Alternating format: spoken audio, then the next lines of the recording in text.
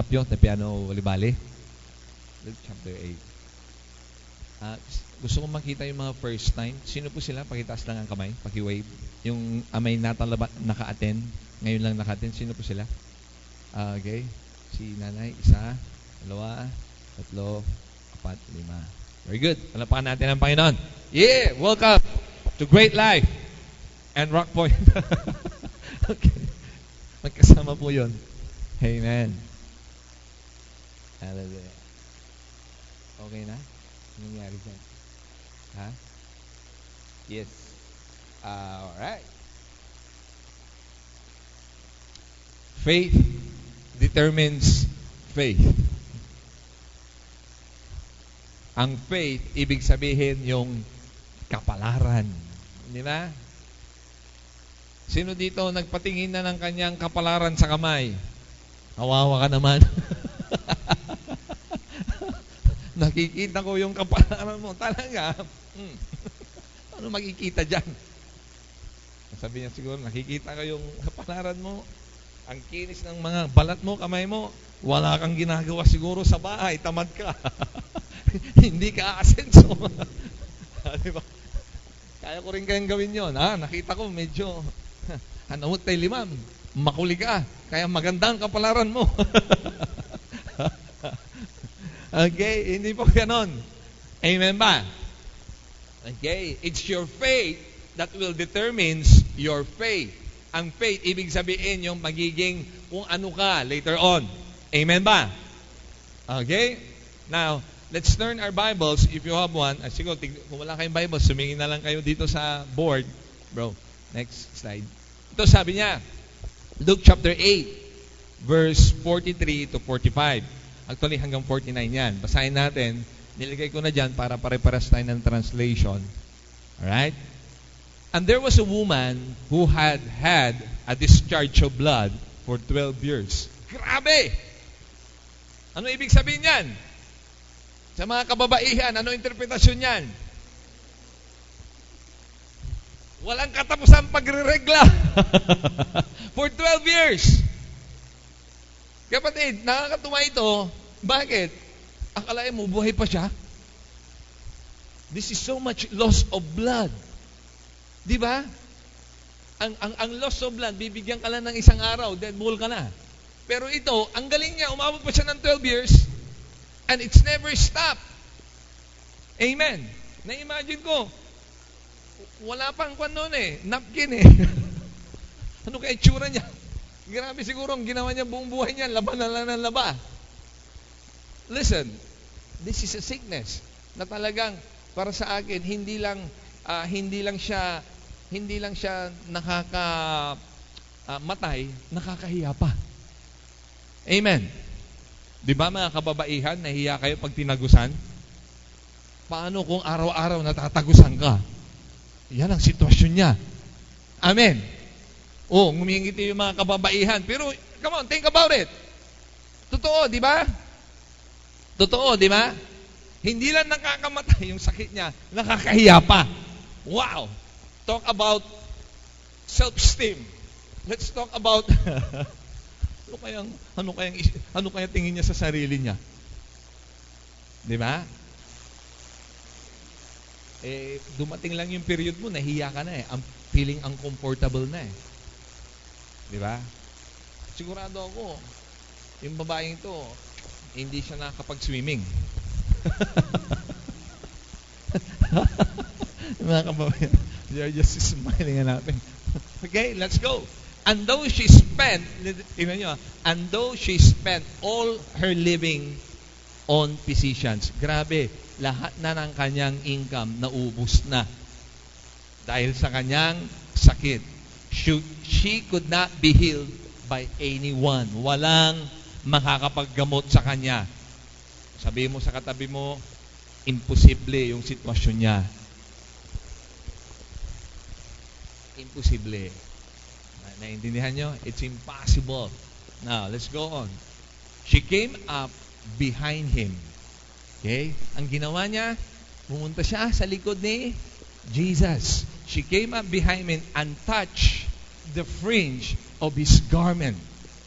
And immediately, her discharge of blood cease. Okay? Mayroon akong ngayon, visual para maintindihan nyo kung ano yung tinatch nung babae. Ang tinatch sa ibang what do you call this? Sa ibang libro, sa ibang gospel, sabi doon, itatagalog ko, kung mahawakan ko lang yung laylayan ng kanyang damit, gagaling na ako. Sabihin mo sa katabi mo, laylayan. Ngayon, pag sinabi kong laylayan ng damit, anong na-imagine mo? Saloy. Di ba? Saloy. Ang tuta na saloy eh. Isipin mo. Try to imagine a little bit. Ano kayong suot ng kapanahunan nila? Naka-pants ba sila? Hindi, di ba? Okay. Ano tawag ito? Nakasapoy. Mga Pangasinan. But hindi po yun laylayan lang na damit, ordinary. Kasi, ang mga Jew, lagi po silang may dalang tinatawag na prayer shawl. Okay? Ang prayer shawl, ginagamit po yun. Ang itsura po ng prayer shawl ay ganito. Okay? Ganito po ang prayer shawl. Okay? Talagang in-order ko po ito sa Israel. Okay? Hindi po gawa sa Pilipinas. Okay? Ganito po ang prayer shawl. Pag nagpi-pray, ang mga Hudyo, sinusuot po nila ito. Okay? Now, napakarami pong nakasulat dyan. Paano maintindihan nyo? Hindi po yan basta-basta ginawa. Yan po ay pinag-aralan according sa libro ng Old Testament. Okay? Napaka-mitikuloso po paggawa nito. Itong matindi. Nakikita niyo po ito? Ang laylayan. Talagang sinigurado po yan, tama po yung bilang ng pagkabutnol. Hindi yan basta-basta na basta naglagay lang sila. No. Ang ibig sabihin po nito, this is a symbol of covenant with God. Naintindihan nyo? At nung suot po ng Panginoon ito po yung tinatch ng babae. He was referring, nung tinatch niya po yun, sabi niya sa isip niya, if I can only touch God's covenant with His people, Israel, then I will be healed. Naintindihan niyo po yan? Okay? Ang ganito po, yun po yung tinatch na suot ng ating Panginoon. So, sabi niya, because this woman, sabi niya, knows God. And it was through the fulfillment. Ang fulfillment po ng covenant at ng promise ng Old Testament, it was through our Lord Jesus Christ. Kaya nung sinuot ng Panginoon ito, is the fulfillment of the covenant. Kaya ito po yung tinatch ng babae. Okay? Hallelujah. Antindi, no? Kala nyo, talagang all of this has a meaning. Okay? But every time they wear this, they will always speak, Lord, we thank you for your covenant with our father, Abraham, Isaac, and Jacob. Okay? The three generation, lagi nilang nire-recite po yun. That's why the Jewish people are blessed. Amen. They are so blessed, but they are also the most persecuted. Okay? Sila po yung lahing gustong patayin ng maraming Arab. Bakit? Kasi sila po ang grabing pinagpapala. Kung mayroon po kayo idea, Pastor, ano ba yung pagpapala nila? Bibigyan ko kayo ng papel, para alam nyo, especially for those mga bago. Karamihan ng mga malalaking companies sa States, ang gumawa po noon ay mga Hudyo. Alright? Ang Facebook, si Mark Zuckerberg, may lahi po siyang, guess what? Hudyo. Ang sina Larry Page at saka yung kasama niya, na gumawa ng Google, guess what? Mga Hudyo. Galing, ano? Okay? Naintindihan niyo po ba? Up to now, they're still being blessed. In fact, 60% of the 500 top company are Jews. Sabi nga nung tatay ko, sa Canada daw, hindi po mansion ang bahay ng mga Hudyo. Sabi ko, hindi mansion, palasyo. Ha? Oo. Bago ka daw makapunta, ang layo pa ng dadaanan mo bago mapunta yung bahay nila at doon makikita. In fact, yung taga-Pias na kung kilala niyo po yung mga taga-Pias, si Madam Shirley Natnat, ang trabaho niya dati, sinasahuran po siya ng $2,000 para lang magpakain ng aso ng Hudyo. Sabi ko, grabe. Wow, $2,000. Magkano yun? 80,000 a month. Ang sahod mo, magpakain ka lang ng aso. Sabi ko, ha? Sabi ko, grabe. Totoo yun. Okay, totoo yun.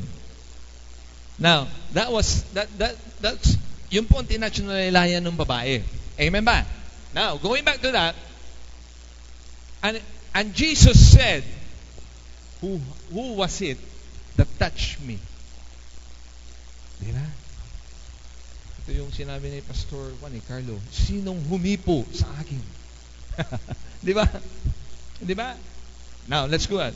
When all denied it, Peter said, Master, the crowds surround you, are pressing in on you. Imagine, ang dami-daming tao, kinig kayo imagine, ang dami-daming tao, hindi lang ganito. Ang dami-daming tao, and then suddenly, Jesus said, somebody touch me! May humipo sa akin! Sabi ni Peter, Lord, ang dami humihipo sa'yo. May mga dala pang panyo na nagaganyan. Alam niya. Para magpagaling. Okay? Pero, sabi niya, paano yun? Ang dami, hindi mo na alam yan. Ito sagot ni Jesus. Next slide. Come on, guys. Okay, magkita. Next slide. But Jesus said, ito sabi ni Jesus, someone touched me, for I perceive that power has gone out from me. Astig tong part na ito, sabi ko. Sabi ni Jesus, hindi, may naramdaman ako na power na lumabas sa akin. Woo! Sipin mo yun. Imagine ha. Naglalakad si Jesus, ang dami-daming tao na nagtatouch sa kanya, malalaman niya kung mayroong lumabas na power sa kanya. All the while, Jesus was walking. All power was with Him. Amen. Pero problema, yung mga iba nagtatouch, wala lang. Pero then suddenly, may isang babae na miserable ang buhay, nakakahiya ang pamumuhay. Suddenly, he touched Jesus. Then, power, listen power gone out from him. Ito sabi niya, and when the woman saw that she was not hidden, she came trembling and falling down before Jesus and declared in the presence of all the people what she had touched him. Okay?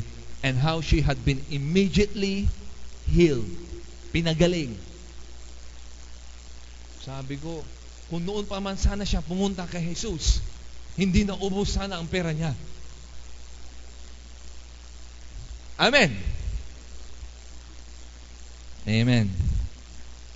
Sabihin mo ko sa katabi mo, kung noon pa man sana, lumapit ka na kay Jesus, napakaganda ng buhay mo ngayon, kamo sa Kanya.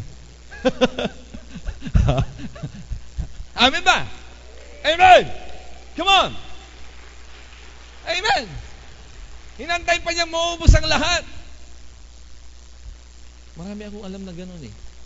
Nung naubos na ang pera sa hospital, sa doktor, sa kalalapit, Pastor, pag-pray niyo nga ako. Bakit? Nung karamdaman ako, may sakit ako. Wala nang pag-asa. Sabi ko, sana nung may pag-asa ka pang lumapit, sabi ko. Di ba? Bakit pa kailangan pang maubusan bago mo ma-realize? Amen. Na kailangan mo ang Panginoon. Amen ba? Bakit antayin mo pa maging miserable ang buhay mo bago ka lumapit sa Diyos? Samantalang andyan lang siya. Naglalakad. Katulad ng babae. Jesus was there. Ang problema, yung babae lang ang may guts na lumapit at mag-touch sa kanya. At itong sagot ni Jesus, And he said to her, daughter, listen carefully. If you have your Bible, underline this expression. Your faith has made you well. Ano nagpagaling sa kanya? Come on! Ano nagpagaling sa kanya? Isa pa, come on! Ano nagpagaling sa kanya? Pananampalataya niya. Ibig mong sabihin, yung mga ibang nag-touch sa kanya, walang pananampalataya? Yes! Amen! Yes! Okay ba? Everybody was touching Jesus. But no power is coming out of Jesus. Wala.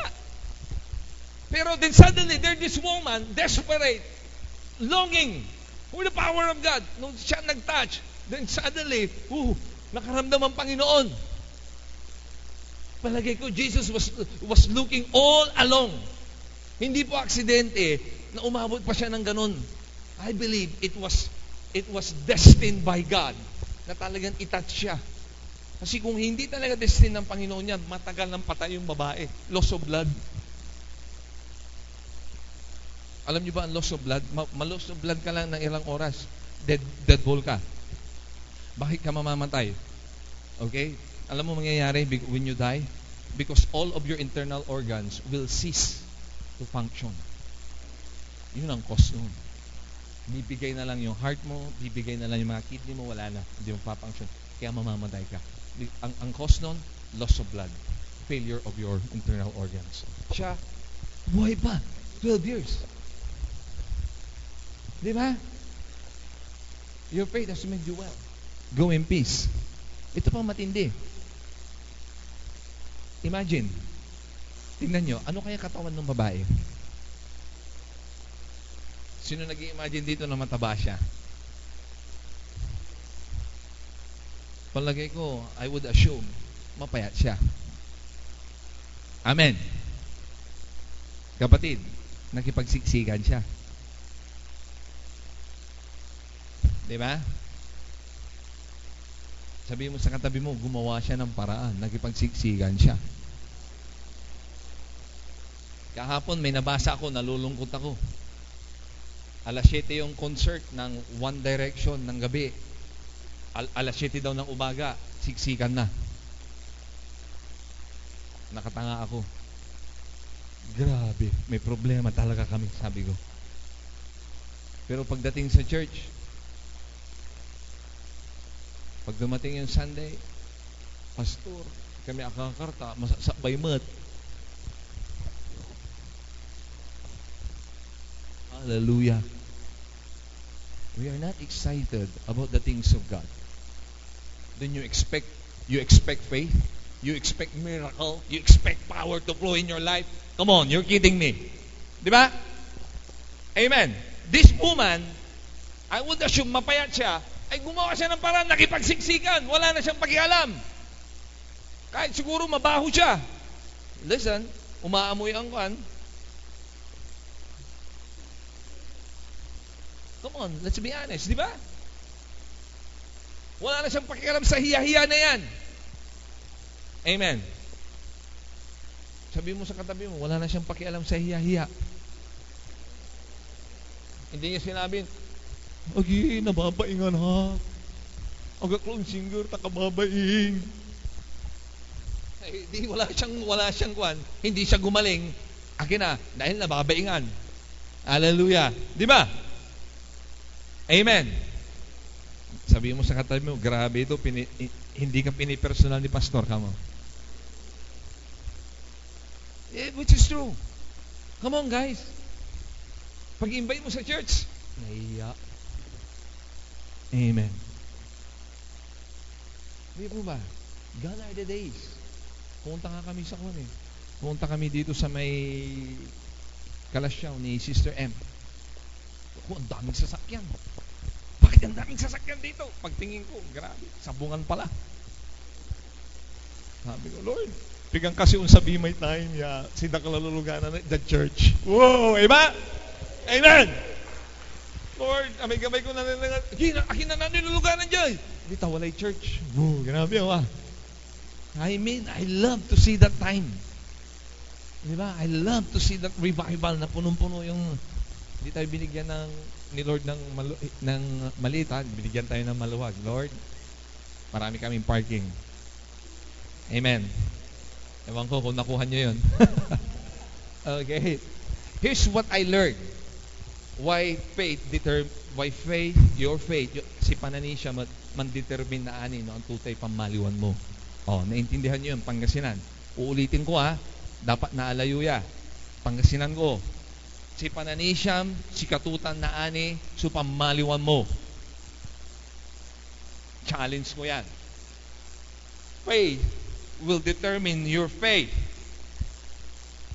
Amen ba? Amen ba? Okay? Let's look some principle. Number 1, gusto ko ituro sa inyo. Faith always have the element of impossibility.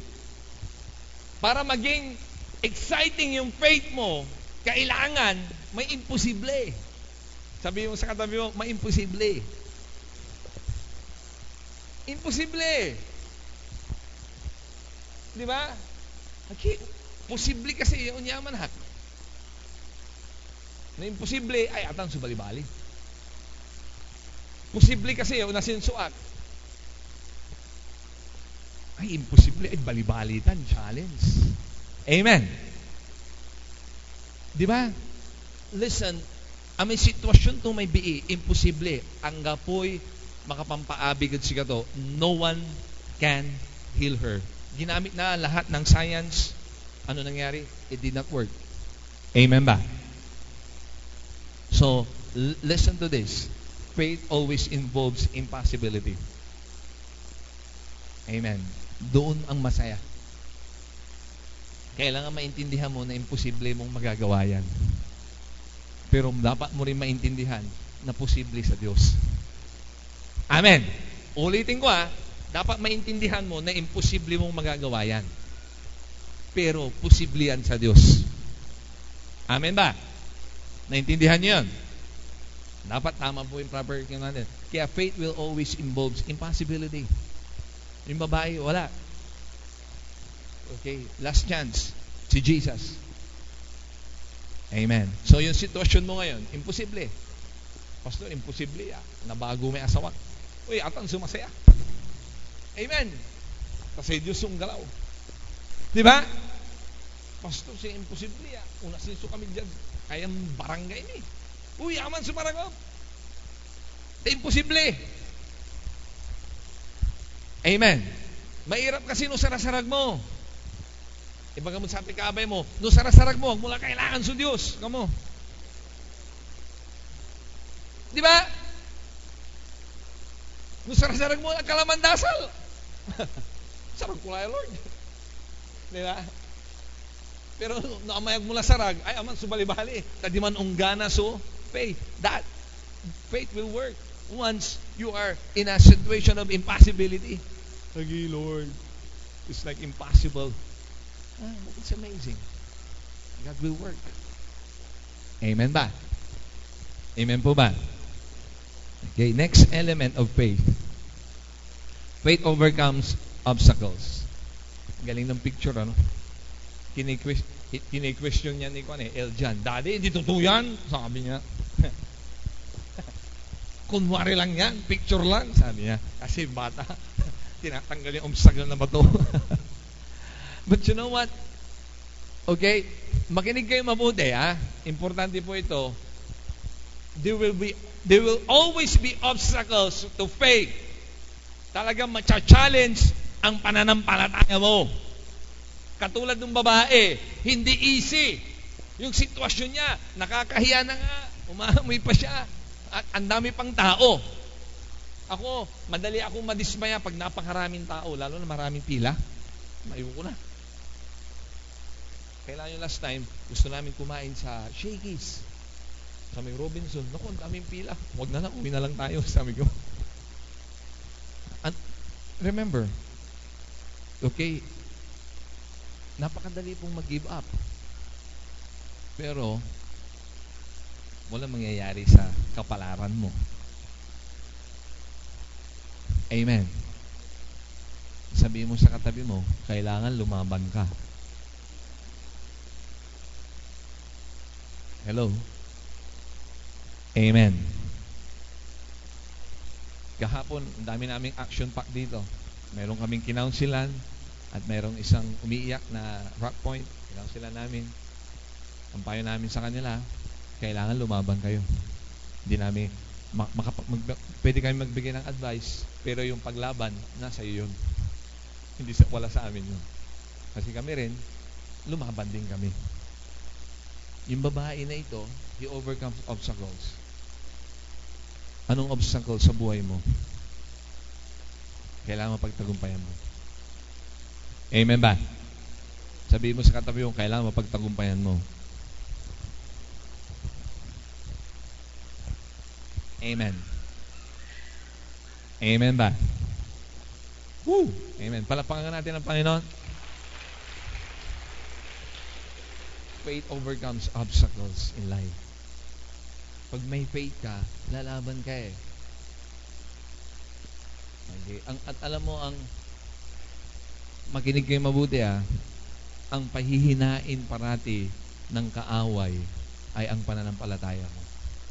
Pag humina ang pananampalataya mo, hihina ka talaga. Okay? Last Tuesday, kinongratulate ko si Brother Rumi sa kuha namin si Brother Rumi, tumayo ka nga. Saka si Sir Josepa, sila mag-asawa. Tingin nga kayo sa kanila, yung mga hindi nakakilala sa kanila. Okay? Palapakan natin ang Panginoon sa buhay nila. Dati, nakita ko ang pamumuhay ng mag-asawang ito. Grabe. Pupunta sila ng Malasiki. Naka-try bike. Malasiki Sino naka-try bike na ganong kalayo? Sila, pupunta yan. Pero isa lang hinangaan ko sa mag-asawang ito. Grabe, ang tindi ng faith nila. Amen. Kaya kung namumblema kayo sa pagpapalaki ng bata, as their advice. Thank you guys. As their advice. Alam mo kung bakit kinongratulate ko siya? Okay? Kasi nakita ko si Brother Romeo at si Joseph, how they struggled through the years. But one thing that so blessed with them is they never wavered in their faith. 10 ang anak nila. 2 ang magtatapos nila sa college ngayon. Wow! Nakapagpatapos na sila, yung isa nilang anak, kinukuha na. Okay, of course, si Novi, magtatapos na rin. Grabe ano? Okay, I've seen how the Lord promoted Brother Romy. It's amazing. Sabi ko, grabe ito, sabi ko. Alam mo, isa lang nakita ko when I try to, they have a lot of obstacles. Dami pa nangyari sa kanila, sa buhay nila. Okay? But you know what? They always have faith. Hindi nawala po yun. Amen ba? Kaya you have to overcome your obstacles. Faith overcomes. Ang taong may faith, nagtatagumpay. Amen. Amen. Come on. Hallelujah. Sige nga, kung nakuha mo ito, isang next slide. Ay, may isang hindi mo nakuha. Okay? Hindi pa, balik tayo doon. May idadagdag ako bago ito. Okay? Kasi naranasan namin ito, hindi nakasama yung isang phrase. Ang isang phrase na idadagdag ko, hindi ito, bago yan. Sulat nyo ito. Faith will align your desire. Faith will align your desire. Ang pananampalataya, i-align niya yung kagustuhan mo. Amen ba? Amen ba? Faith will align your desire because the writer of Psalms said, God will give the desire of your heart.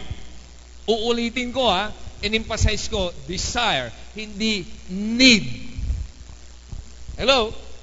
Dati-rate, ang pinipreach ko sa inyo, God will provide your needs. Today, I will declare it, God will even give your desire. Amen. Amen ba? Of course, may condition yon. As long as you are serving God. Amen. Amen po ba?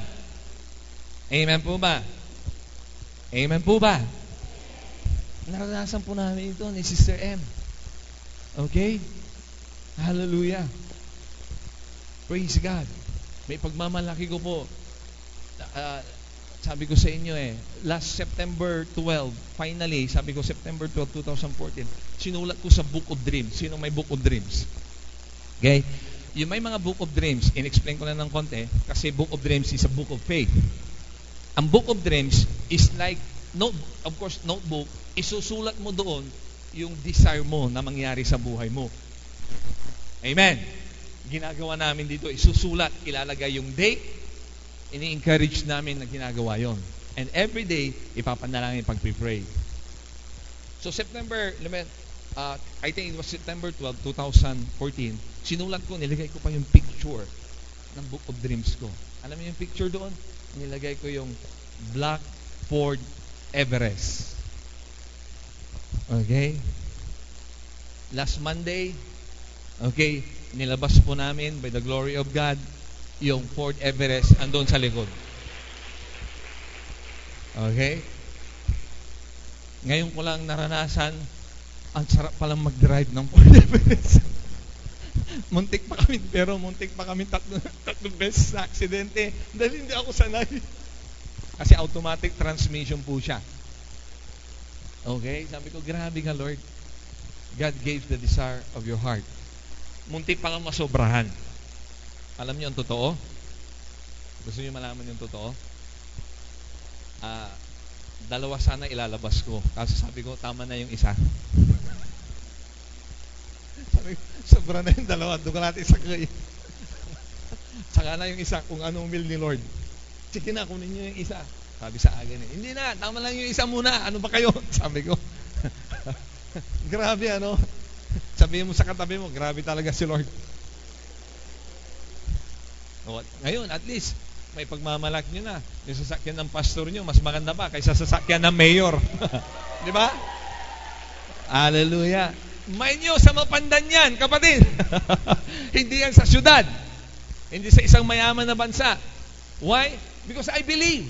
Naniwala kami In fact, nung nag-uusap kami, sabi ko, ang problema kasi, sabi nung kausap ko, nung ilalabas ko, yung mga ibang tao, ang kaya lang nila, tricycle, na isipin. Oo nga, no?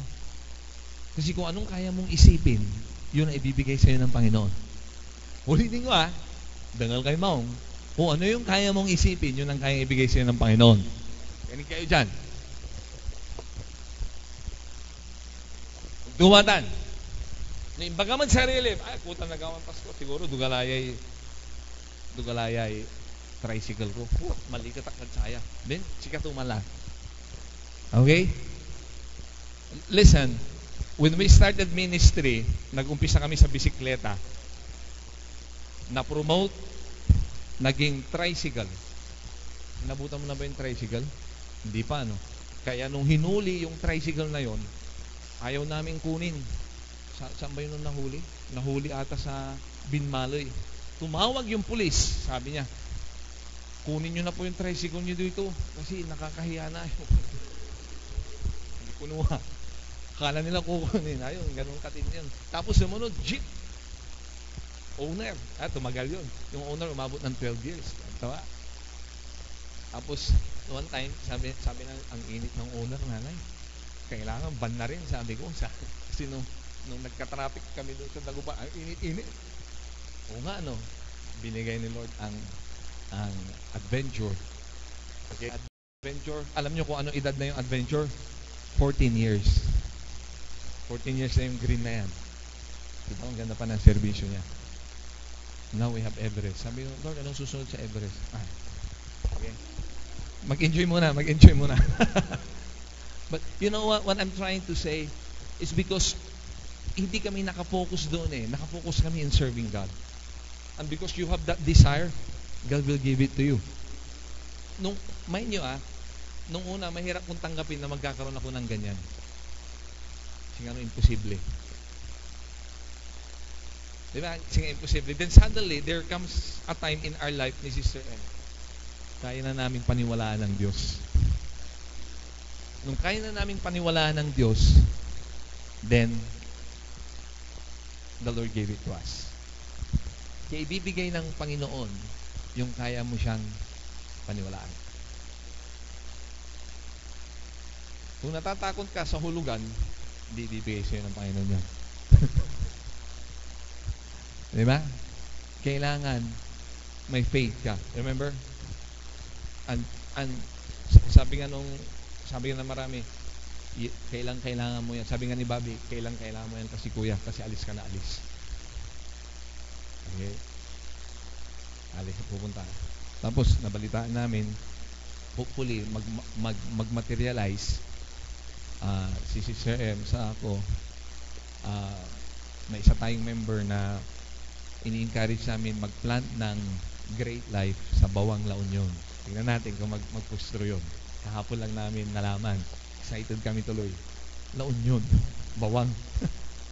Kaya minsan pag wala kami rito, ibig sabihin, di ba? Baka nasa Bawang. Sino pastor. O kaya nasa ibang lugar. Amen. May purpose yan kung binigay sa amin ng Panginoon yan. Palagi ko magbiyahe kami parati dito, sabi ko. Amen. When God gave you something, there will always be a purpose. Amen ba? Amen po ba? It's always for His kingdom. Kaya nga, sabi ko, dahil nagkaroon na ako ng sasakyan, I'm praying. Susunod na ay mga taga-Great Life sa Rock Point. Amen. Amen, di ba? Niwala lang kayo. Believe. Okay? Believe. Yung pong pastor natin na nagme-mentor sa atin sa G12, si Pastor Carlo. Okay? Nagkita ka po kami nung Webes. Pasensya na po sa SOL. Bigla kasing ni-request kami na magkita. So, nagkita kami. Ayun, grabe po ang ginagawa ng Panginoon sa kanila. Okay? Grabe po yung ginagawa. Kanya pong sasakyan ay Volvo. Sabi ko, grabe yung sasakyan mo, sabi ko sa kanya. God is blessing him so much. Sabi niya, kung bakit ako bless ng Panginoon, simple lang ang sinasabi niya. Nag-disciple ako sabi niya. Sabi niya, kung bakit ako bless ni Lord, kasi nag-disciple ako. Sabi niya. Kaya kung gusto mo i-bless ka ni Lord ng grabe, mag-disciple ka. Sabi mo sa katabi mo, mag-disciple ka. Amen. Diba?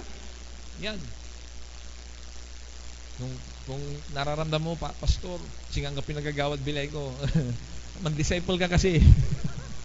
Okay? Magtsaga ka. Of course, ang senior kasi ni Pastor Carlo, kung bakit siya binless ng grabe, yung senior niya example doon, si Philip. Senior niya naman niya ulit. Si Philip pala dati, nung umpisa niya i-disciple niya, problema yan sa church. Sabagay, sabi ko, karamihan naman kayo, nung pumasok sa church, problema. Diba? Nung pumasok. Kaya pag may bago daw, sabi niya, pumunta sa church, asaan nyo? Problema yan, andala. Kaya sabi ko, gano'n ako sa kanya. Yan, problema. Kaya, i-disciple mo para magiging asset mamaya. Pag umpisa daw niya, liability muna yan. Pero later on, magiging asset. Ang kinikwento po niya, si Pastor Philip Romulo. Okay? Of course, grabe po yung kapatid po natin na yun na nag-serve sa Panginoon. Nang disciple, naging problema ni Pastor Carlo. Siya ang tumulong sa kanya. Nabaon sila sa utang nung, alam mo bang baon ang pamilya niya sa utang nung pumasok sa church. Pastor Philip. Tapos na-disciple, naging cell leader. Okay? Ngayon, head ng Fujitsu sa Asia Pacific. Nalugo. Tapos sinabi niya, magkano sahod? Ang sahod ni Pastor Philip, Philip, ay 750,000 a month. Nakatanga kami. O, kita nyo, kung hindi ko dinisciple, di wala nagtatites. Sabi ni Pastor Carlo, kung hindi ko dinisciple, di wala nagtatites ng 75,000 a month sa church ko. Sabi niya. Sabi ko, nalagyan ito si Pastor Carlo. Sabi ko, sabi niya, ganon, sabi niya, mag-disciple ka kasi. Sabi niya, mag-disciple kayo kasi. Kaya pag nagregalo daw si Philip, Pastor, sabi niya, regaluhan ko nga kayo ni Ate Sha. Pwede na ba sa inyo yung 3 days? 3 days and 2 nights sa Shangri-La, Boracay? Sabi ni Pastor Carlo, sige, pwede na rin yan. Pambira. Talaga yan. Sabi ko, pambira na yan. Pastor, ito. But you know what? Makinig kayo mabuti. Nung kinasal kami ni Sister M, doon ko first time nakilala si Pastor Carlo. Grabe, struggle. Pakiramdam ko, mas mayaman pa kami ni Sister M kaysa sa kanya. Ganun, nag-struggle siya sa church. 12 years ago yun, ha? Now they have a membership of between 7,000 to 8,000. Bakit? Kasi nag-disciple sila, nagpagamit sila sa Panginoon. Amen. Amen. Dumadaan ang panahon, kapatid, huwag mong sayangin. Sabi mo sa katabi mo, huwag mong sayangin yung panahon mo. Kay One Direction, kay Facebook, kay Dota, ay, huwag yung sayangin. Okay? Hallelujah. Sige, bro. Next. Faith is looking to the source. Yung babae kasi, tumingin siya sa pinaka-source, which is Jesus. Sabi niya, makinig kayo, importante ito eh. Faith is not just having self-esteem. No. Faith is looking to the source. Faith is looking unto Jesus, the author and the finisher of our faith. Dapat alam mo kung saan ka tumitingin. Sabihin mo sa katabi mo, dapat alam mo kung saan ka tumitingin. Minsan kasi, hindi lang nangyari yung gusto natin, nadi-discourage na tayo. Ayoko na dyan. Di ba? Ang tagal-tagal. Wala pa nangyayari sa buhay ko. Pag wala pa nangyayari sa buhay mo, baka iba yung faith mo. Iba yung tinitignan mo. Kasi minsan, makainig kayo mabuti eh. Mainumay sa unang at yun eh. Aring material na bagay eh. Hindi ba? But this woman, he did not look at his circumstances. He looked unto Jesus. Sabi niya, if I could only touch, then I will be healed. Yun yung faith niya. Amen ba? Yun yung faith niya. He cannot be hindered. If I could only touch his coat, Lord. Mga kapatid, look unto Jesus, the source. May problema ka? Tumingin ka sa Panginoon. Amen ba? Hindi ko sinasabing tumingin ka sa relihiyon mo. Tumingin ka sa Diyos. Amen po ba? Alam ko pag binigay ko sa inyo yung mic, sino dito may breakthrough sa buhay niya, maraming pwede mag-testify. Amen ba? Bakit?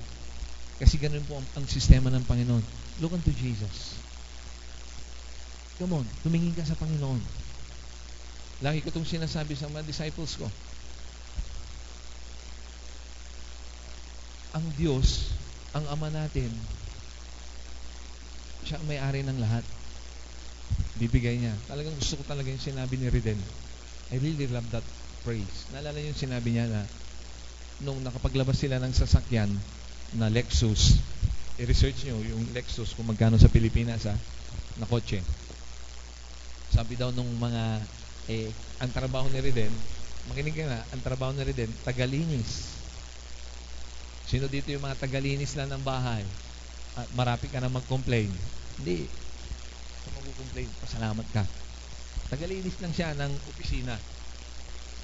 Ang opisina ay mga accountant. Ngayon yung mga accountant, nagpipingpong daw. Mga accountant ko, nakakurbata. Si Reden, siyempre, nakaparagod lang. Maglilinis eh. Magmamap. Tapos, tama-tama, may kukunin siya sa sasakyan niya. Tagalinis nila, mas maganda pa yung kotse niya kaysa sa mga kotse ng mga accountant. Sabi daw kay Reden, wow, your father must be a businessman. Oo, sabi sa kanya ng mga Canadian, no, my father is more than that. Sabi niya. Buti na lang hindi ako kinulit eh. Pag kinulit pa, pag sinabi nilang, who is your father? Sasabihin ko, well, he is the one who created the heaven and the earth. Sabi ko, makes sense. Kapatid, look, when Jesus came, nung tinuruan niya ang mga disciples ng magdasal, ang una niyang tinuro sa dasal is, our Father, Tatay. Di ba? Ngayon, kung talagang totoo na tatay natin ang Diyos, bakit tayo matatakot? Bakit magwo-worry tayo? Amen ba? Amen ba? Oh, let faith arise in this place. Look unto the source. Pastor, wala talagang makuha ang trabaho rito sa Pilipinas. Mali. Pinatunayan ni Pastor Philip. Okay? Pinatunayan ni na Alfred, ni na William, ni na Brother Romeo. Pinatunayan nila na pwede kang umasenso dito, pwede kang umangat dito. Napatunayan ko na rin na pwede pala ako magka-Everest. Kala ko, pagdating ko sa Canada, sakala ko magsasakyan. Hindi. Nakala nila, yung mga nasa States lang, hindi. Pati yung pastor sa Pilipinas, pwede pala. Sabihin mo sa katabi mo, pwede pala. Di ba? Amen ba? Nasa iyo lang yun kung kaya mong paniwalaan ng Diyos mo. Nasa iyo lang yun kung kaya mong paniwalaan ng Panginoon. Amen ba? Amen ba? Amen ba? Gusto mong gumaling sa sakit mo? Marami ka ng gastos. Kaya bang paniwalaan ng Diyos? Amen. Naubos mo na yung gastos mo sa ospital, saka ka magtitiwala sa Diyos. Sayang. Bakit kinailangan mo pang ubusin? Kung noong una pa lang di ba? Naniwala ka na agad. Hindi ka na nagastusan ng malaki. Nakapagbigay ka pa ng tithes. Hindi yung, Pastor, saka na ako magta-tithes. Kasi nabaon ako sa utang. Gawa nung nagastos ko lahat sa sakit ko. Hallelujah. Mayroon ka palang pera. Pero pag mag-tithes ka, 20, 10, 50. Pero pagdating sa ospital, ang babayad mo, 200,000, 300,000. Grabe ano. Amen. Samantalang pwede mo nang i-claim na pwede kang pagalingin ng Diyos. Look to the source. Amen. Look unto Jesus. Look unto Jesus. Sabi mo sa katabi mo, on your right and on your left, look unto Jesus. Look unto Jesus. Kang matakot. Sa pag-aaral mo, sa trabaho mo, sa future mo, look unto Jesus. Amen. Hallelujah. Palapakan natin ang Panginoon. Amen po ba? Wow. Hallelujah. And the last thing I'm going to share, my last point is this. Faith will change your destiny or your faith, yung kapalaran mo. Ano nangyari doon sa babae? Nabuhay yung babae. Nawala ang kahihiyan. Ulitin ko. Anong kapalaran ng babae? Maapit na siyang mamatay. Nakakahiya pa yung sakit niya. Yun ang kanyang kapalaran.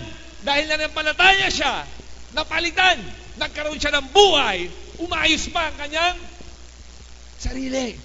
Amen. Amen po ba? Yan ang nagagawa ng faith.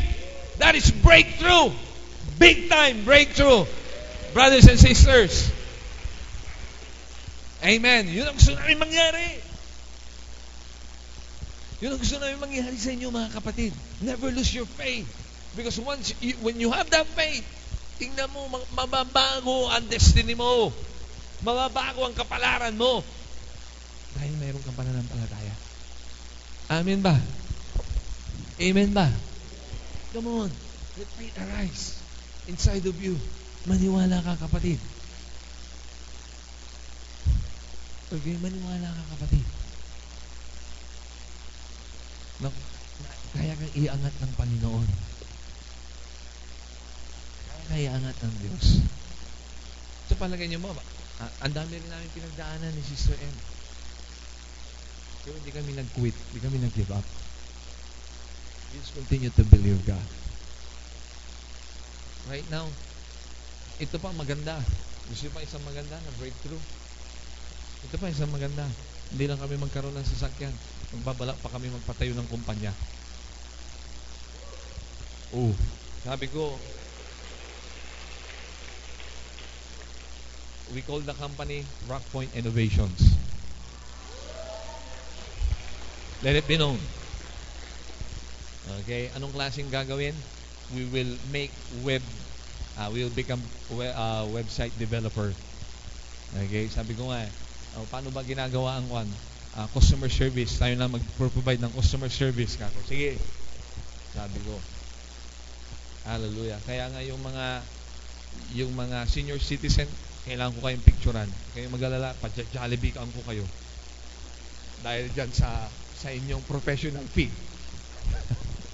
Kasi kailangan namin sa website. May bayad po yun. Huwag kayong sabi ko, pa-Jollibee mo sila. Sige, sabi ko. Okay? Sabi ko, at ang bayad sa atin, dollar. Hindi peso. Okay? Naiintindihan nyo yan? Grabe ko, basta ang bibilis ng mga pangyayari. Ano yun? Lord, bigyan mo kami ng lakas. Amen. Nakayanin namin lahat ng sabi ko. Why? Because faith. Because we have faith. Therefore, yung kapalaran namin nagbago. Amen. Yung kawawang pastor, umayos, umasenso. Amen. Amen po ba? Kapatid, mangyayari sa pastor nyo, mangyayari sa inyo. Niwala lang kayo. Amen ba? Amen ba? Grabe po ang gagawin ng Panginoon. These are the days na talaga everything is being fast-tracked. And that's why we are so excited for the coming days to come. Hallelujah.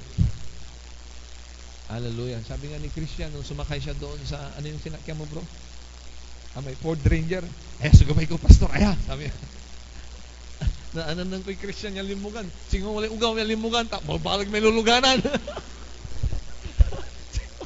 Sikabi kay ibang di Ford. Sige na, lugaran mo na bro. Lugaran mo na. I-claim mo. Sugabay ko.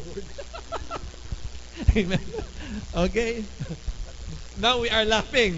Pero pag nagganon yun, at ikaw, naiwan ka, ay sayang ka.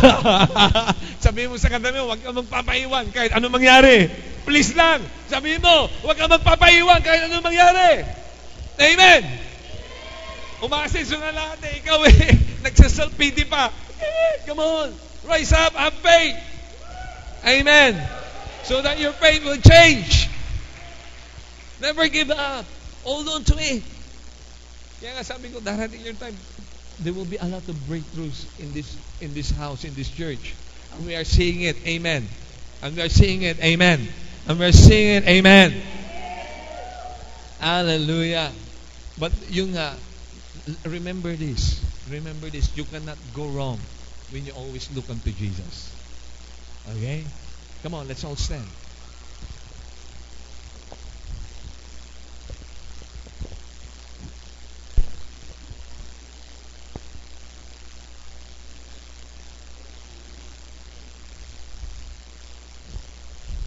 Okay, kahapon, come on, make it back. Kahapon, mayroon kaming ministran, hindi pala ako, si Ate Nyo M, ministran niya. May isang kapatiran na grabe nasaktan. Grabe yung sakit niya. Alam mo yung sakit niya? Sakit sa puso. Bakit sakit sa puso? Paano ba naman, pinakakuhan siya ng kasal, hindi tinuloy na lalaki.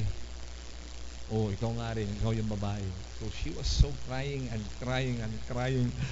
Sabi nga ni Sister Eve, malapit na siyang ma-depress. Diba? Apakasakit yun Tapos sabi ni Sister Eve, come on, tingin ka sa akin, tingin. Mayos ka.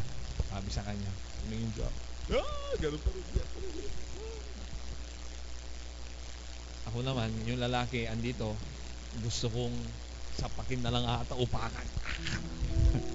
Hindi, pastor ako, Lord, pastor ako. Okay. Boss, may maganda ang sinabi ni Sister. You know what? Sabi niya, pinaka-final, biglang na-uplift siya. Kung sinabi sa kanya, you see, masakit yung situation mo. But look unto Jesus. Sabi niya, come on, look unto Jesus. Okay? We are limited. Amen. But when you look unto Jesus, He is the source of everything. Amen. You need healing? Look unto Jesus. You need breakthrough in your life? Look unto Jesus. May problema ka sa asawa mo, may problema ka sa pamilya mo, look unto Jesus. Amen ba? Okay? Buti na lang, sabi ko sa sarili ko, Lord, buti na lang, pastor ako. Hindi ako yung tagapagligtas. Hindi ako yung Savior. Alam niyo kung bakit? Ang problema kasi, maraming tao, gusto sila maging tagapagligtas. Alam mo ba yung mga tagapagligtas? Namamatay sila. Kasi hindi. Kaya nga, there is only one Savior. His name is Jesus. Hindi kayo tagapagligtas yun eh. Ni Pastor Ren. Si Jesus po yun. We can only help you towards going to Him. Pero dapat ikaw mismo matuto ka magkaroon ng mananampalataya sa Kanya. Look unto Jesus. Amen ba? Okay? Tumingin ka sa Panginoon. Huwag kang tumingin sa tao. Sabi mo nga sa katabi mo, tumingin ka kay Jesus. Huwag kang tumingin sa tao. Ulitin ko. Come on, isa pa. Tumingin ka kay Jesus. Huwag kang tumingin sa tao. Come on. O papalitan natin. Sa may mga asawa. Sabihin mo sa may mga asawa, huwag kang tumingin sa biyanan mo. Tumingin ka kay Jesus. Di ba? Sa mga estudyante na nandito, huwag kang tumingin sa nanay at tatay mo. Tumingin ka kay Jesus. Amen. Amen ba? Sa mga nandito na naghahanap ng trabaho, huwag kayo tumingin sa backer. Sino bang backer? Kilala ka ba dyan? Hindi. Tumingin ka kay Jesus. Amen. Amen po ba? Ngayon, kung may sakit ka naman, huwag kang tumingin kay sino yun? Monkey Puwing o si Dr. Kwak-Kwak. Hindi sikin. Ulat at mat si albularyo yaw niya ay. Ikinantok niya may pagapantok ka na ba? Tanagyan o nabig ka la.